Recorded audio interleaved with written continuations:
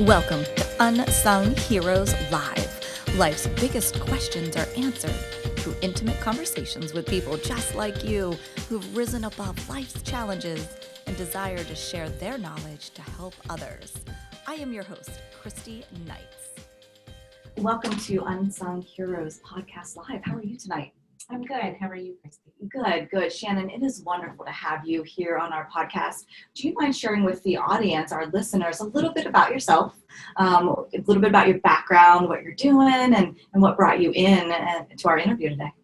Sure. So a few tidbits about myself. I'm a single mom here in Pittsburgh, 2 beautiful children, 6 and almost 5, and I'm currently a graduate student at Chatham studying psychology. And I'm very excited about taking some of that knowledge into the future and working in a career field. I'm not sure how that'll all be incorporated yet. Mm-hmm. I'm also busy with a program called the Schweitzer Fellowship. And I am doing a project with an organization called Girls Hope, where I am doing leadership groups and empowerment groups with the residential program that they have at their homes. So I work with teenage girls approximately ages 12 to 18 in their 2 different homes in this area. Wow. You are very busy. Yeah, so busy is a good word for it. Yeah, so what led you into the field of psychology?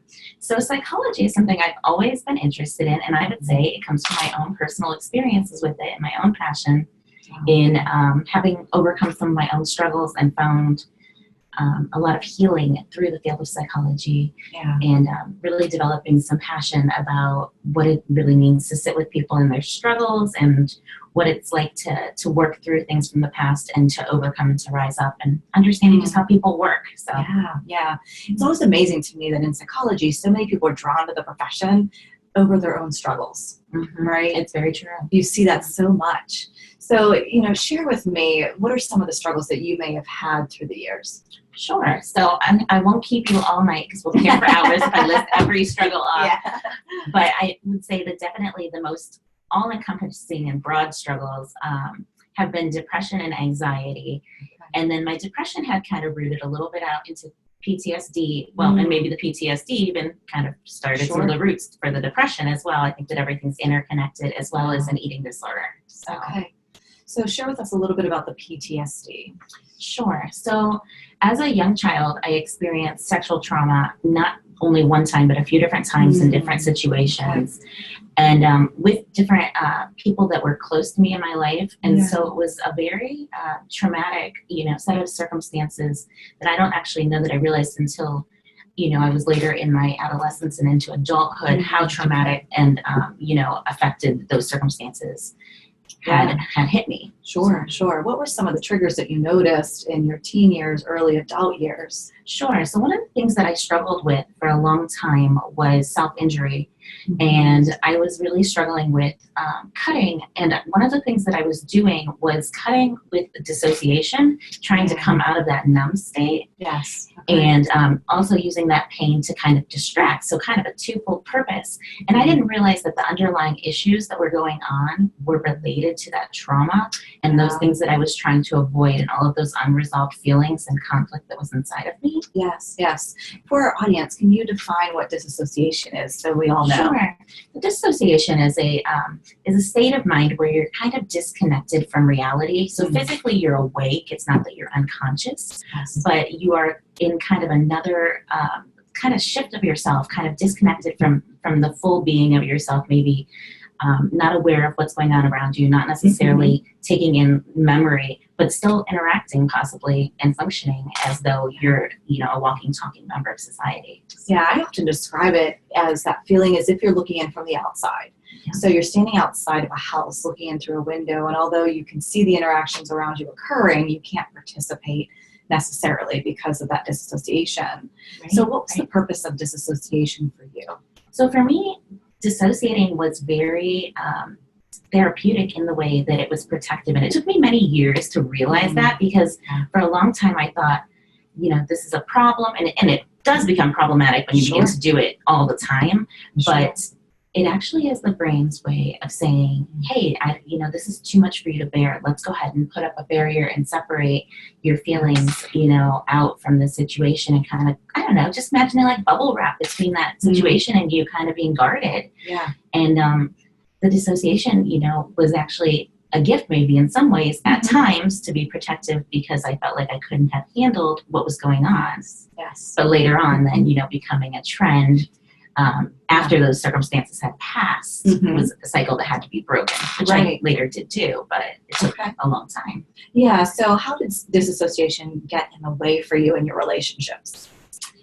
So I would say in my relationships that I think that it felt really hard to make genuine relationships because I always felt that there was the potential that I was going to have maybe this incident or to be triggered and to be not completely, like on guard and connected with people. Yes. Yes. Okay.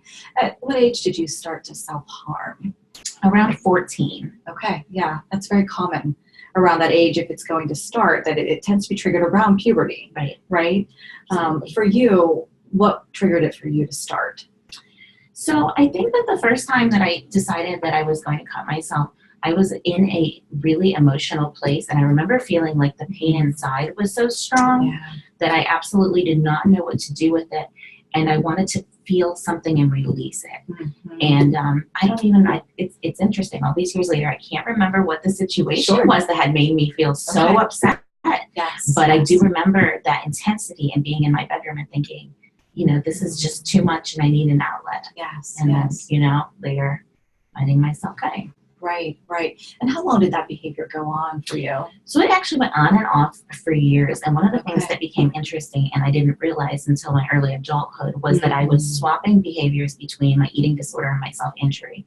And when I would go into kind of a period of recovery from one, somewhat, I would slip back and kind of tend to use the other one more often.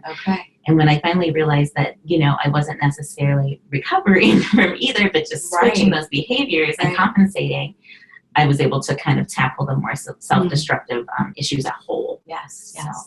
You have been so transparent, and I appreciate that. Share with us about the eating disorder. When did that develop for you? Sure. So I always, when I look back on the situation, I think that before, things are diagnosable, there's often such a spectrum that they fall onto.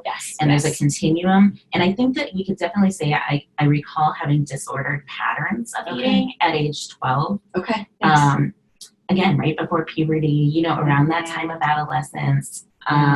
But really flourishing just in a negative way, my eating disorder taking off in college. I think, being in a new environment. Triggers.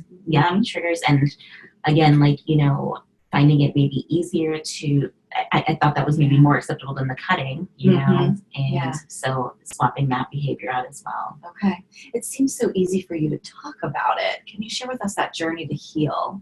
Yeah, absolutely. So I think that at one point in time that it would not, I guarantee you it would not have been that easy for me to talk about.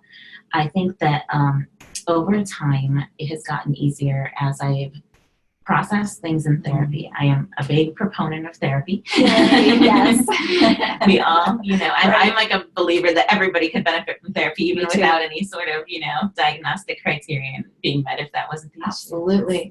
It's a great opportunity just to grow and to journey and, but, working through those issues in therapy, finding other people who were ahead of me on the journey who had similar experiences that were willing to share their story. I think that for me was one of the most healing and comforting, empowering things, just to be able to say, hey, you've been here. Maybe I can get where you are too to these people. Just that validation that they too struggled. And that it is real what you experienced. It validates those feelings and life experiences, and then to know that there's hope. Then hope was the word I was going to say too, was to say hope is like a gift. Hope is the most essential thing. You can just hold on to that. It's healing. So what steps did you take to develop the courage to reach out and get support you needed? So at first, I would say that I didn't necessarily want the help that I needed because I was resistant to change. But as I was, pushed by different supports and people in my life into therapy and, into taking an antidepressant and different things like that, I found that they were helpful. And I started to realize that I liked the positive impacts they were Yes. having. Okay. And then I started to think, maybe I don't want to live my life like this. Like, I don't want to live my whole life like this. Yes. Of course, at that point, then it becomes a battle because I didn't realize you can't just, snap your fingers either and Right. make the change happen. So it became a journey of, a lot of years of therapy, Yes. of building a support network, of Okay. finding those villages of people that understand what you've been through. Mhm. Really being patient. I would say for myself, my Christian faith, I Yes. attribute it definitely to God. Like, I don't think the healing for me is possible. I can't even take the credit because I see how He has worked out the details in my life. Absolutely. So, Talk to us about a support network and the importance of that as people heal. yeah. So one of the things I think, especially related to trauma, is having safe places and safe people. I think it is absolutely essential. And I think that one of the things that's so important is that when you've experienced the trigger, being able to have that place or those people to go to is Yes. essential. Right now, this past year, I've been in a wonderful church community, and I find it such a gift to be able to go to them and to say, hey, I have a prayer request, I have a need, and to know that, I'm being embraced and prayed over and not judged, Right. and just not alone. I think there's such a gift in not being alone. Absolutely. Absolutely. So what were some of the stigmas that you ran into across the years with treating the depression? So I actually wrote these down because I felt like, there's so many, and I feel like they get stigma and labels and things make things even more complicated. They do. And mental health is already hard enough for people, and yet we get these things thrown at us and at different people. It makes it even harder. Right. And some of the things that I heard is, the mentality of, like, first of all, one treatment would work for everybody. Like, it's a one, just put the person in a box and treat them the same way as you treat the next person over. Well, people are very complex. I was very complex. My unique circumstances, meant that I had different unique needs and things that needed to be addressed. My temperament, my personality. Right, I mean, and absolutely. speaking about people as a whole, right? Yeah. Absolutely. All of those characteristics of individuals interact. And so I think, one treatment working for everyone is just not reasonable. I think I also battled for myself, especially with my eating disorder, my cutting, I'm not sick enough, or I'm not, I'm not like, cutting myself to the point that like I'm gushing blood. Yes. So I must not be that sick. Maybe I don't really need help, or my eating disorder, I'm not sick enough. I don't, weigh a certain number, or I don't, I haven't passed out, or, all of those things. Now the problem was then I just ended up perpetuating patterns and getting sicker and sicker until I could finally justify, that I, in my head, not that there really was any justification. No, but still, to be able to get the treatment you need, you had to be sicker. And then I realized this is absurd. Absolutely. But in that moment, in that mentality, when you're stuck there, you don't see it that way. You just want that support. Right. Okay. So those were some of the biggest things. I think the other thing is that as far as stigma, I think it's like what people will think of you if you're going to counseling, if you're on an antidepressant. I heard things, there are certain people that will say, "Oh, you're demon possessed if you need that, or you're not praying hard enough." That has, I think, always been one of my biggest battles, especially as being a Christian, and seeing sometimes how the church fails those of us with mental health. And there are times that it does wonderful jobs, as well, but there are often times where I feel that the church is kind of like, well, you can pray your way through this. And we know more and more about mental health now in, in this day, that there's so much of a biological and physiological connection. And we would never look at somebody with cancer and say, just pray it away. That's right. Yeah. That's one of my huge frustrations with the churches, overall, is that oftentimes they either sweep it under the rug, or they send you to pastoral care. And pastoral care, depending on the church, can be good, but many times they're not trained therapists. They don't have the mental health background. It's just they have life experience of listening to crisis, and they give advice based on that. So I have spent a lot of times unraveling that within sessions, with people feeling like they're not worthy of treatment, that if they can't pray enough and it doesn't fix it, then they're done. Absolutely. Right? So I agree with you. It's so frustrating. Yeah. We have to work to change that. I completely agree. I think that's one of my Yes. biggest passions as a Christian, studying psychology, is thinking like how do we allow the church to be a safe place for those who are struggling. Right. Yeah, with my nonprofit for suicide, that's another area where people, the church in particular, I think do a poor job. Right. Oftentimes is, some churches look at suicide as a sin. Right. Therefore, people aren't comfortable approaching it. Right. Instead of just meeting them where they're at with their mental health issues and getting them the proper support and help. Right. And again, don't get me wrong, there are lots of churches that are doing it wonderfully. Right. And Absolutely. we're seeing them have an entire counseling center within the church. So it's not all churches, Exactly. but there definitely is, that resistance within the church community that needs to be addressed. Yeah. And I am hopeful. I think, we've made changes in the past. I think you could say 10, 15, 20 years. Sure. And I think the future could be bright, and it can be. I think that there's such a potential because people are starting to speak up. And I think we're even starting to see so many, pastors and laymen who are, lay people, not just men, but who are starting to say, hey, I have this struggle. And you know what? I'm still serving God. Right. And we're breaking that stigma, one day at a time. Yeah, absolutely. Absolutely. So if you were to write a thank you letter to someone, who would you write that to? Yeah. So I love thinking about this question because, I think that I could write a lot of thank you letters to a lot of people over the That is years. awesome. And Yeah. and I have occasionally, there are times that I think, wow, that person really blessed me. But when I think about one of the most influential people and blessings in my life, it would be my friend and my mentor, Suzette, who lives down in Texas. And this is interesting. I've never lived in Texas. Okay. I'll just tell you briefly how we met Please, because it's a crazy story. I always think it was God's working. Yeah. So it would be about 4 years ago now. And the story around it is complex, but I was on an airplane headed down to New Orleans, taking a friend to a treatment center for her eating disorder. I'm Okay. not sure if it ended up being an adventure, but while I was on that plane, we were flying Southwest and we had not checked in early. So we were in the last boarding group. And by the time we got on the plane, there were not many seats left. So long story short, I ended up in the very front row in the last seat in the middle between this little Texan lady and this big burly guy who was very friendly, and they were chatting. They were like, come sit with us. And I was like, I've never sat in the front row on the plane, but hey, at least they seem friendly. Right.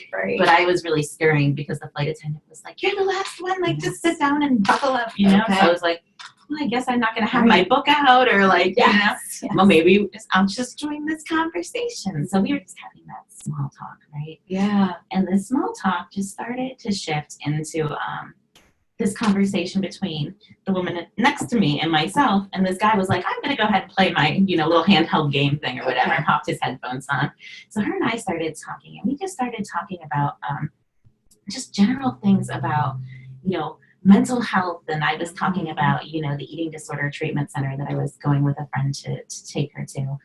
And it just sparked a whole conversation about, all of these factors and things about mental health. Well, she introduced herself to me and she said, my name is Suzette. And I introduced myself. I'm Shannon. And, where are you headed? What are you doing? She said, I'm leaving Pittsburgh from a conference training I think she had hosted. And I said, okay, I'm from Pittsburgh, but I'm heading down to New Orleans. And we were crossing through Texas, which is why we were on the plane together before my friend and I went to New Orleans. Yeah. But the long story short of it is that Suzette is a counselor down in Texas. And she has a background in trainings for suicide prevention. Oh, wow. And mental health first aid. And that's what she was doing for a lot of time, was traveling around doing mental health first aid trainings. Okay. Very cool. And had her own journey of recovery from an eating disorder. And Suzette is about 10 years older than I am. Okay. And so all of these pieces just started to come out. And I'm sitting on this plane and I'm thinking, wow, I'm really encouraged. And then I'm like, well, I can't ask this woman for her number. That would be creepy, Yes. So I was absolutely like, well, I guess I'll just savor the moment in the conversation. Yeah. That's okay, Yeah. But she, after, 3 hours of us talking, she said, I'd love to stay in contact, Shannon, but I don't want to be weird either. Right. And she was like, I'll give you my number and you decide. Okay. So I'm like, okay. So I took her number, and I'm like, Sure. I'll do my research. Right. I was like, raised to be cautious. Right. And so I'm Googling, and I'm like, oh, there she is, and I was looking up things like, oh, there's her picture on, like she really is who she says she is, right? Yes. So we ended up staying in touch, and Suzette has been an incredible blessing and a mentor to me now for the past 4 years. And she actually walked me through one of the most difficult journeys, which was getting out of my domestic violence in my marriage as well. And I literally attribute my eating disorder recovery to her, because I had 3 days before I met her, I had said, God, I'm ready. I'm not doing this anymore. Yes. And then he dropped, her in my path. And I think I believed it was possible. Yes. Yes. Oh, that is awesome. So she would definitely get that thank She you would letter. get that letter through and through. So if you were to think about your younger self, what would you say to your younger self looking back now? I think that I would tell myself to be patient and not to want everything right away. I think that I would tell myself that it's going to be okay in the future. I think that one of the things that I really struggled with was this feeling of like, it's never going to be okay. Right. Nothing is okay. And the reality is that, at this season of my life, like, sure, things, in life are not perfect, but they're okay. Like, I'm okay. Like, life can be okay. It's good even. And to say, like, there is hope, just hold on. Like, it's going to get better. Yes. It's going to get easier. You're going to work through this. And there's light at the end of this tunnel. Right. So. Right. Yeah. So, it seems that Suzette is such a blessing to you in many ways, and you've gained so much knowledge through your own experiences. What kept you from giving up?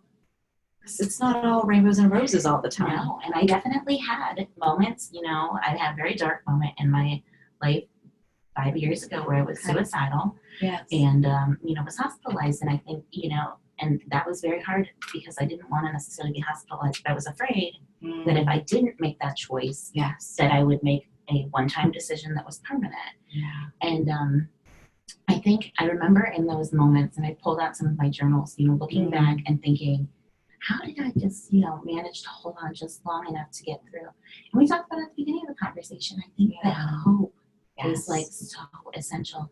And I think that there was hope for me. In my Christian faith, I knew that I believed what the Bible said, and I thought a lot about Romans 8:28, which says we know that all things work together for the good of those, who love God, who have been called according to his purpose. And I clung to that verse. And so the Lord is close to the brokenhearted. And I, as much as I doubted at times, I still, my faith, beyond myself, the Holy Spirit was holding on to me and was keeping me, clinging to those truths. Yes. And I think that hope was so essential. And then, of course, I had people around me that were saying, like, you matter. Yes. We care. And even though I couldn't always hear that and really understand it, I could grasp it on some level to be like, well, I think it might be true. And I don't really want to, hurt anybody else by going anywhere. Right. Because, I wouldn't want to create more hurt just to get out of my hurt was kind of my biggest struggle. And it just kind of, kept me going long enough to get to a place where I could find a little light. Oh, that's great. So I think we'd be amiss if we didn't discuss your marriage. Yeah, absolutely. You shared that you were, in some domestic violence in that marriage. So many times we ask, like, how did you get out? So many women don't get out or can't, and it takes some time. So can you walk us through just briefly, how did you get to that place where you felt like you were strong enough to leave? Yeah, so I think that if you look back at the whole marriage, there were red flags from the beginning, and so I probably could have paid attention to those, but I was also a very, naive 20-year-old when I met my husband-to-be at the time, and I had my own set of issues that were blurring my vision and, making me distracted from, maybe the priorities that I should have been looking into before I made the decision to marry somebody. Now, having said all that, there were good characteristics. We had good days too, which is what makes things hard, right? Because we want to pay attention to the good and not the bad. Yeah. But, fast forward, we were married for about 6 years. Okay. When we found out that we were expecting, maybe 4 years. Actually, I would say 4 years when we found out we were expecting our first child. Yes. We had 3 miscarriages before I had my daughter. So that was like a crazy journey. Yeah. But once I had my daughter and then my son came along 17 months later, I think my whole mentality shifted about how the interactions we were having weren't just about me and him, but my children were watching these things. Yes. And, my background, my undergraduate being in psychology, Okay. I had literally done, presentations on domestic Yes. violence and ignored the little things that I wanted to because, Okay. I thought, well, it's not bad enough. Sure. Until they were watching and I thought, well, this is bad enough because I don't want her, my daughter, to think this is okay. I don't want my son to think this is okay. I don't want him to behave this way. I don't want her to Yes. accept this type of behavior. And I started to be concerned. And then, Okay. after things had escalated and I had more of an injury and more incidents happening, nothing too severe, but I felt that it was going that direction. Sure. Absolutely. I thought, what am I going to do? Sit and wait for it to happen? Or Okay. am I going to leave? And that was probably it's interesting. I've had a lot of scary moments in my life. Yeah. But at that point, I would have been 29. Okay. Let's say 29. Maybe 30. So just a couple years ago. Yeah. I was so afraid to leave, but felt like I had to. And I didn't Okay. feel like I could leave the state, go to my parents, because I wouldn't want to be charged with kidnapping. Yes. And all of those Yes. messy things that are so Right. hard when that kind of thing is involved because it's so easy to get in trouble even when you're Right. trying to protect yourself and your children. And so I actually did the shelter thing. Well, not I believe Okay. we're separated twice before that. And so I felt Yes. like we had already tried, some separations and that hadn't worked. Okay. And I was afraid that, if I really left, was there going to be danger Sure. for me as a Sure. kid? So I thought I better go to a shelter. And at that, I have to tell you, Christy, that was probably Yeah. the most terrifying experience of my entire life. I packed up 2 duffel bags at 11 o'clock at night. Okay. While I had a friend watching the kids. I had a therapy session that night, and then my therapist had said, go into the next room, call, because I made the decision. I said, Yes. go call until you find a shelter that is open, because a Wow. lot of the places were booked up and filled up. Oh, wow. I mean, Okay. couldn't didn't find realize that. Okay. yeah, I couldn't find a space to go that night right away, which was very interesting too. Yeah. So I finally did find a place, and they said, here's what you need to do. And, they wouldn't disclose their exact location for Right. safety purposes, which also made me feel safe. But when you get this close to us, give us a call, Okay. try to bring these things. Well, I knew he was working, and I went home and I packed up 2 duffel bags of clothes and my important papers. We probably had 2 outfits and a couple little things, and that was it. Okay. And I tossed them in my car. I picked up my kids and I went to the shelter. And I remember walking into the shelter with these 2 bags and these 2 kids and thinking I didn't know if I would ever be able to go back home and get any of my stuff. Yes. I just didn't know what the future held. Sure. And It's terrifying. yet, having this experience that was so scary, and yet having everything that I needed provided for. The people that were working at the shelter were Yes. absolutely wonderful. Okay. All of my needs were met. I thought I wasn't on food stamps at the time or anything Yes. like that. So I Yes. thought, how am I Right. gonna even feed the kids? Right. Because you're responsible for your own food. I mean, they have a kitchen, but Okay. they had food from the local pantries, the Yes. toiletries were there, all of those things. And and it was one of those times that I had never really valued the contributions that a community makes Right. before either, Right. Yeah. you just until don't that realize. moment. Okay. And so I left and we went, and it was very messy Okay. journey for the first few months between my we're still technically married, but although we were separated, my ex-husband and I. My Okay. ex-husband. It was very messy at first, trying to coordinate all of those childcare things Yes. and custody pieces, and then Okay. I ended up living in a transitional living home, which was a fantastic experience while I went and re-secured a job. And praise Okay. God, I had, work experience at Right. reputable places and good references. And I was able to find a, secure job and able to get out on my own and move into an apartment and Okay. provide for the kids. And since then, I've gone back to school and all of these other pieces. We did actually try to reconcile after that. Oh, wow. And that did not go well, as you know, because Yes. I am currently separated again. Yeah. Okay. At that point, I thought if I had gone to a shelter and that Mhm. wasn't enough for him to go ahead and to commit to doing the work that he Sure. needed to do and make those changes, that nothing else was going to motivate him, and that I had to make the decisions I had to make to protect Mhm. myself and my children. Yeah. What I love about what you're sharing is so many times women are afraid to leave for financial reasons. Yeah. They don't feel that they can find a job, or they don't feel they have the finances to take care of their children. But what I heard you say is that the houses, the shelters take care of that. Yeah. the transitional living helps you get back on your feet again. So although it's the most terrifying experience, you're not alone through the Right. whole thing. Right. And I think the other thing too, yeah, even with the transitional living, when I applied to go live there, I didn't have any of the, community resources like the food stamps or the Yes. assistance that a lot of the women coming in had, Okay.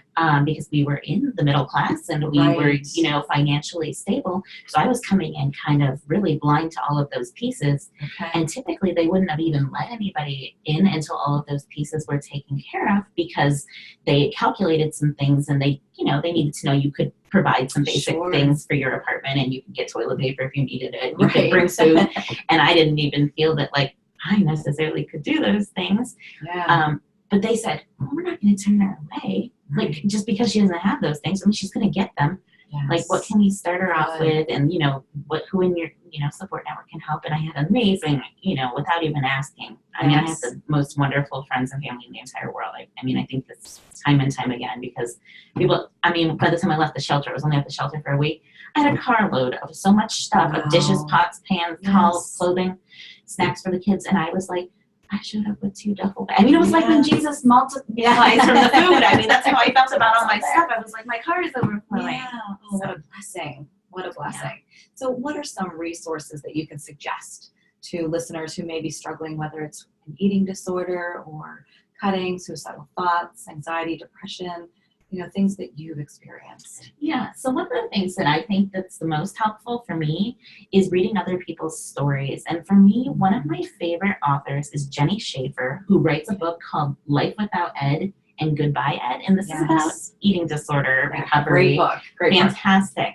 That book for me was very healing in the way that, because we talked a little bit about hope earlier, Mhm. seeing that she had recovered, she considers herself recovered and not in recovery, Yes. which is a very important distinction, gave me that hope that this recovery is possible. Right. And so that is definitely one of the things that, I would definitely say is the most essential. I think that having a good treatment team is so important. And I would say that goes beyond, having a therapist is essential, but having, whether it's a psychiatrist or your Yes. primary care doctor, whoever's handling your medications, Right. all of those pieces are so essential for your healing, and having somebody that you feel like you can talk to and understands the big picture, maybe can go back and forth with your therapist, just all the pieces at large working together are so Got it. important. Yeah. So Very good. Well, Shannon, thank you so much for being here. I really appreciate the transparency and what you shared with us. It's been most helpful. And I know that every story changes a life, and yours is going to change a life and save a life. So thank you for being here. thank you, Christy. Absolutely. Thank you for joining us today on this episode of Unsung Heroes Live. Come back and join us again with our next episode.